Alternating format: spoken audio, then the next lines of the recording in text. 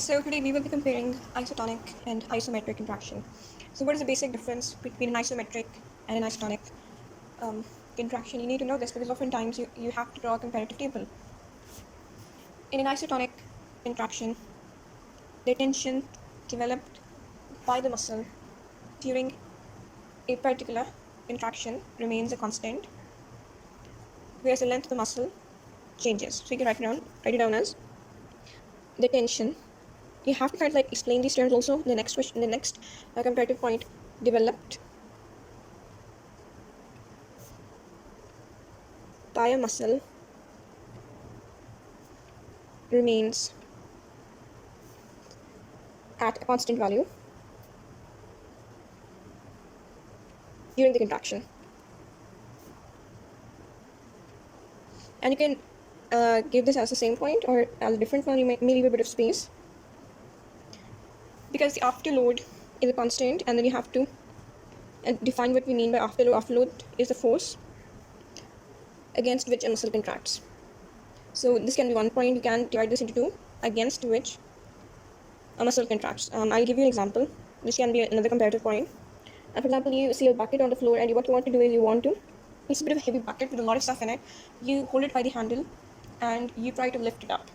As you're attempting to lift it up, tension is developing in your muscle, and at the moment the tension developed by your muscle is equal to the weight of the bucket, you're able to lift the bucket up. Alright, I'm hoping you get this. So when tension developed by the muscle is equal to the afterload, after this point an isotonic contraction begins, because then you lift the bucket up, and the tension in the muscle remains the same during this particular movement because the afterload is the same, but the length of the muscle shortens as you carry out this movement. So another point can be tension developed by the muscle is equivalent to the weight lifted, or T is equal to afterload. The third point can be length of the muscle. Instead of writing shortens, for now let's write change.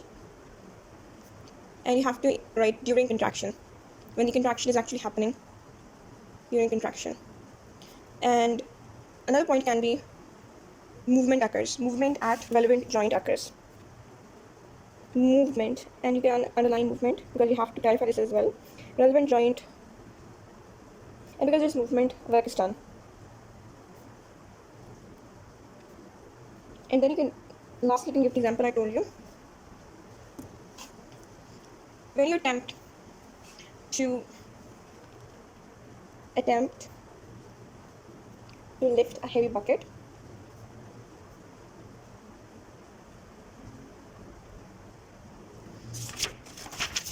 tension builds up in your biceps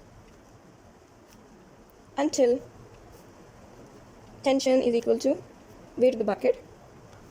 Then muscle contraction, and you can write then isotonic muscle contraction starts with tension at a certain constant value because that is dependent on the weight and the length of the muscle shortening. Right? So this is quite a brief and quite a concise description, so I hope you remember. Shortens. Now if we move onwards to the second kind, isometric, this is all very important because this comparative question does frequently come up. No joke about it. Isometric. So what about an isometric contraction? The tension developed by a muscle increases as during the contraction. So, and you have to kind of clarify this. So, tension developed by a muscle changes. Now the afterload is still kind of like a constant, where if you skip this point in the description that would be difficult because it will be difficult to kind of like explain. And in this scenario, the tension is less than the weight, right? And this can be both deliberate and inconsequential. And length of muscle remains constant. And so what this means is that no work done. Because if the length of muscle remains constant, there is no movement at relevant joint during this contraction. And so no work is done, because for work there has to be force tension into D. Knife example. When can T be less than W? When you're attempting to push against a wall, the tension developed in a muscle will never be enough to push it, and so there won't be any work done, there won't be any shortening of the muscle. The tension will continue to develop as long as you're attempting to push it. And deliberate. There are times when you deliberately develop less tension in your muscles than is required. For example, when do you need these deliberate submaximal, meaning less than maximal, to maintain posture? Because when you're maintaining posture, during the maintenance of posture, there isn't any movement. Or to keep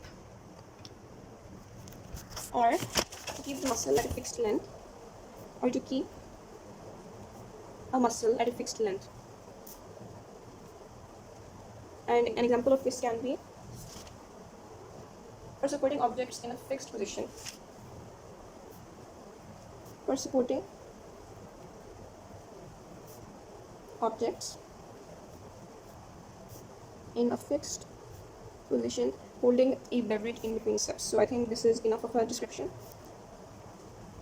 for you to be able to differentiate these 2 points. This is it.